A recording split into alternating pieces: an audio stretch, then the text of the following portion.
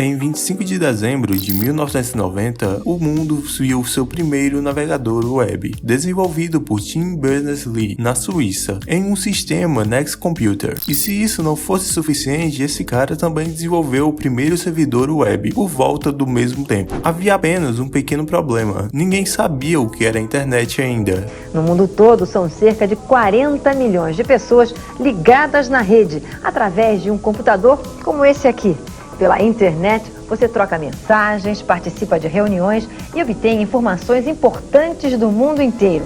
Hoje vamos voltar no tempo para observar a evolução do JavaScript e como ele passou de uma linguagem de script simples, conhecida por ser criada em 10 dias, para uma tecnologia que afeta quase todas as pessoas do planeta hoje. Se você é novo por aqui, curta e se inscreva para não perder nenhuma novidade do mundo da tecnologia e programação. Nossa história começa em dezembro de 1991, quando Al Gore inventou a internet. Bem, na verdade, o que ele fez foi incentivar o projeto que fornecia financiamento para o primeiro navegador mainstream, o Mosaic, que foi desenvolvido por Mark Anderson e Eric Bingham na Universidade de Illinois e lançado para o sistema Unix em janeiro de 1993. Ainda naquele ano, ports foram desenvolvidos para o Macintosh e o Windows. O Mosaic foi realmente o primeiro navegador web a começar a levar a sério a internet para o público geral, mas ainda não havia o JavaScript, apenas o DOM, o modelo de objeto de documento, que nem mesmo estava perto de ser padronizado ainda. Em 1993, após a graduação de Anderson, ele se mudou para a Califórnia para cofundar a Netscape, e em apenas alguns anos, a Netscape Navigator controlaria cerca de 80% do mercado de navegadores. Nessa época, Anderson percebeu que os navegadores precisavam de um toque mais dinâmico e os web designers precisavam de uma espécie de linguagem para tornar seus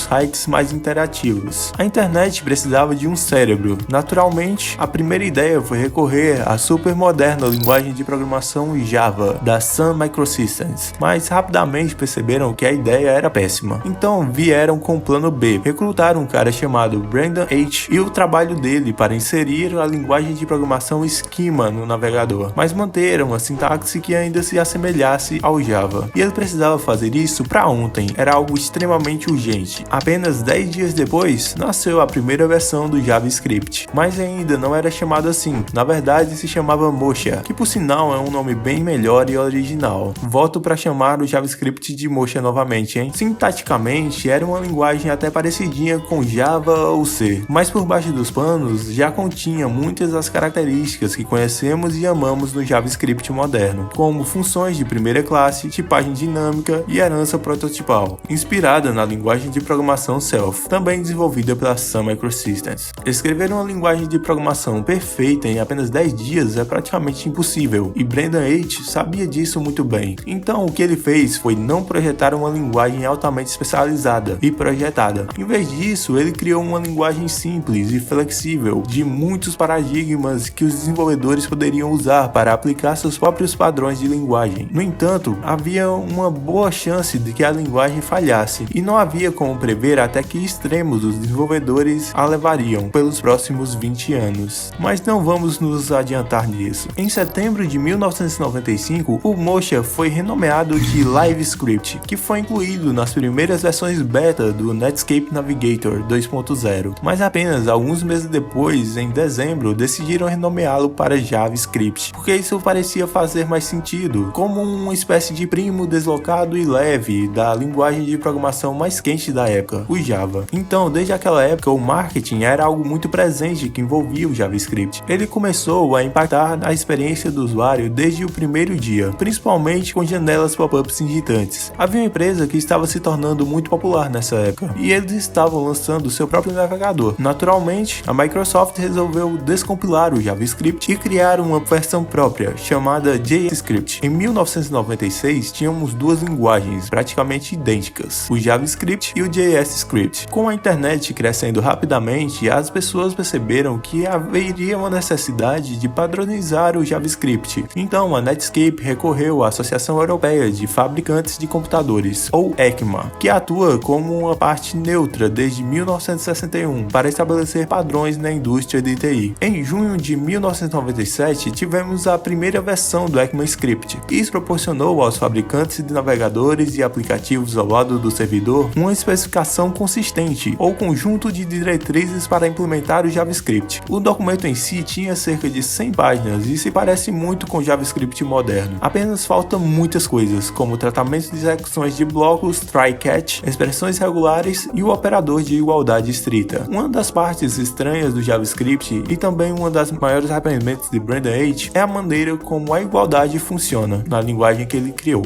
Alguns dos primeiros programadores web pensaram que seriam convenientes se um número pudesse ser igual a um string, como um compromisso para tornar a linguagem mais acessível. Agora vamos avançar um pouco no tempo, até o dezembro de 1999, que foi um dos anos mais interessantes da história da tecnologia em geral, marcado por uma bolha especulativa no mercado de ações, especialmente no setor de tecnologia, que culminou no que ficou conhecido como a bolha da internet. Muitas empresas de tecnologia, mesmo aquelas sem lucros substanciais, tiveram avaliações extremamente altas no mercado de ações e de quebra fizeram alguns investidores falirem, ao mesmo tempo que todos estavam se preparando para o mundo acabar e todos os computadores pifarem, afinal estava chegando os anos 2000. O grande problema do computador no ano 2000 era sem dúvida o maior problema da humanidade da época, que gerou um caos extremo de muitas mentiras e dizeres sobre como realmente os computadores funcionavam. Mas felizmente ou infelizmente, bem antes do bug do milênio e do eventual colapso do mercado de ações, recebemos o ECMAScript versão 3. Ele continha coisas como melhor manipulação de arrays e também o comparador de igualdade estrita para tornar as comparações de igualdade um pouco menos estranhas aos olhos de quem programava. Então, o JavaScript está evoluindo e progredindo muito bem até agora, mas as coisas estão prestes a piorar. Apenas 3 meses depois, em março de 2000, a bolha da tecnologia começou a estourar. A bolsa de valores americana, Nasdaq, perdeu mais de $1 trilhão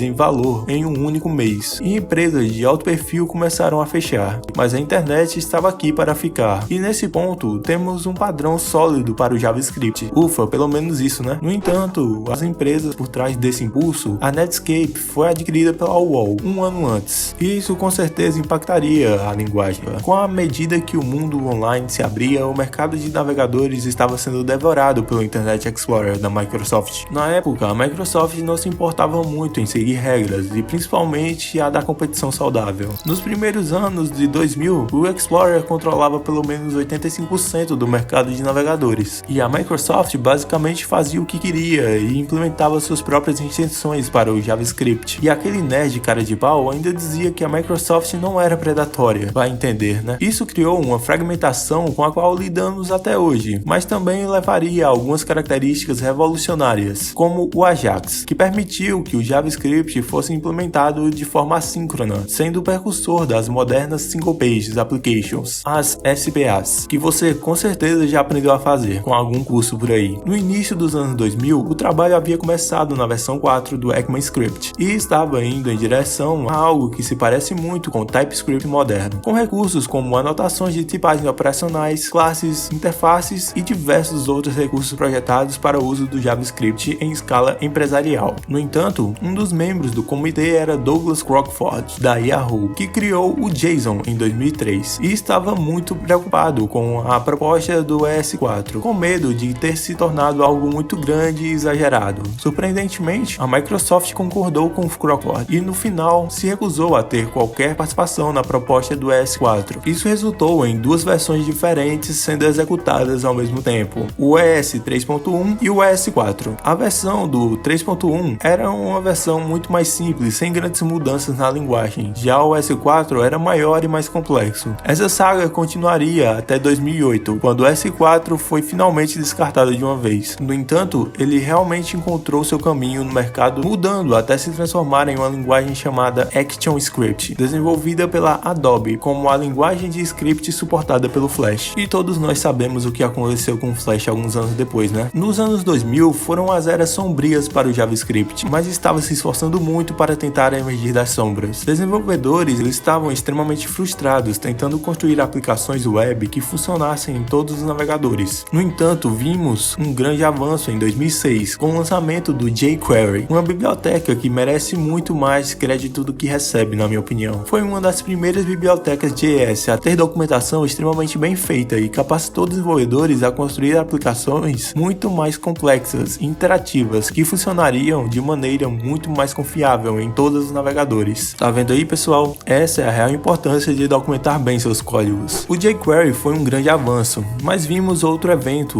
importante em 2008 com o lançamento do Google Chrome e o motor V8, uma ferramenta para a execução do código JS da maneira mais eficiente possível. Por isso, já naquela época, o Chrome era conhecido por não travar e ser mais rápido que os outros navegadores. O motor V8 e o Google Chrome foram lançados ao mesmo tempo. O V8 mudou completamente a forma como o JavaScript era compilado e interpretado, tornando uma opção viável para aplicações de alto desempenho, tanto no navegador quanto ao lado do servidor. Menos de um ano depois, em maio de 2009, Ryan Dahl deu ao mundo o Node.js, um ambiente para a execução do lado do servidor que utilizava JavaScript, construído sobre o motor V8 e que incluía um ciclo de eventos, um conceito único para a época que permitia escrever código orientado a eventos. Devido a essas características, o Node.js tornou-se conhecido como uma ótima solução para construir aplicações web altamente escaláveis e também possibilitou aos desenvolvedores construir toda a pilha de aplicativos web em uma única linguagem. E sinceramente, isso é o que me faz gostar tanto do JavaScript até hoje, o quão flexível a linguagem é. E é isso, pessoal, JS no front, JS no back, JS em IA, JS nos bancos de dados, se possível, em tudo. Eu amo essa linguagem. Por volta do mesmo período, as autoridades em JavaScript finalmente se organizaram para a próxima versão do ECMAScript. As partes interessadas se reuniram em Oslo, na Noruega, e decidiram pegar o ES 3.1, que ainda era usado devido a 3 que comentei anteriormente, e usá-lo como um ponto de partida para o ES5, que foi lançado em dezembro de 2009, exatamente 10 anos após a última especificação oficial. Do ponto de vista técnico, o ES5 trouxe recursos muito importantes que já passavam da hora, como o suporte a JSON, metodologias funcionais para arrays, métodos para objetos, strict mode e accessors. Enfim, foram muitas coisas sensacionais. Avançando para 2010, começamos a ver frameworks do JavaScript projetados especialmente para SPAs. Dois dos mais populares foram o Backbone e também o queridinho AngularJS, ambos lançados em outubro de 2010. Eles tentavam resolver problemas semelhantes, mas de maneiras muito diferentes. O Backbone era leve e lidava com atualizações do DOM, usando um estilo de programação imperativa, enquanto o AngularJS era um pouco mais abrangente e usava um estilo de programação declarativo.